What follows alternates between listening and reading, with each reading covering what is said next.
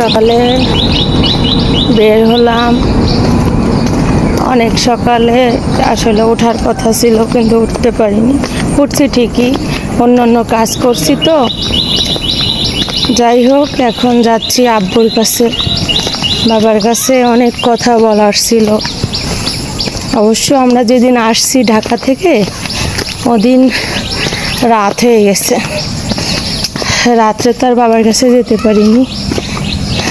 কালকে ভাবছি যে যাবো, বৃষ্টি কাদা, তো ভাবছি গোসলের আগে আব্বুর কাছে যাব, কাদা যেহেতু, তাই তো অন্য কাজে গেছিলাম।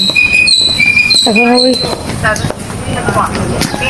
ওই কাজ থেকে আসতে আসতে তো অনেক রাত হয়ে গেছে, তাই আব্বুর কাছে আর যেতে পারিনি। এখন যাব আব্বুর কাছে।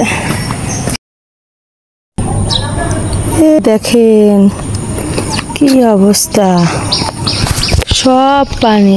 অবশ্য এখন দাঁড়ানোর আমার সময় নেই, যাওয়ার পথে যা একটু করতে পারি। ওরা চলে গেছে আমারে রেখে চলে গেছে। আমি এখন একা যাচ্ছি। এই হলো ওদের কাছে, কি আর বলবো বলেন, আমাদের রেখে চলে গেল। সকালে উঠে হাঁটতে ভালোই লাগে না। যাই হোক, আমি কিন্তু পথ চিনি না, আমার বোনরা কিন্তু জানে, তারপরও আমাদের রেখে চলে গেছে। ভালো আছেন কাকু? আচ্ছা। তো এই যে মনের ভিতর একটু আনন্দ লাগতেছে বলেন, অনেকদিন পরে বাবার কাছে যাচ্ছি তো, অনেক কথা জমা হয়ে আছে। হ্যাঁ, মনের ভিতর অনেক আনন্দই লাগতেছে।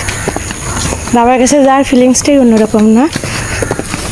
আগে থেকে চলে গেছে, এই দেখেন, জানে যে আমি পথ চিনি নে, আমি ওই দিক চলে গেছি।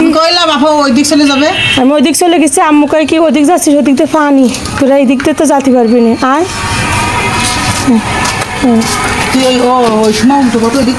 হ্যাঁ, এমনকি একটা ভ্যান নিবি? নিয়ে আইসি। অবশেষে ভ্যান পেলাম, আর ভ্যানের সামনে আমিই বসলাম। আফা ছোট মানুষ, আপারে কোলে নে।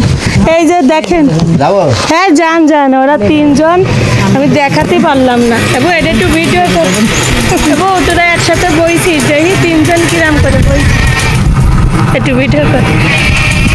এই যে দেখা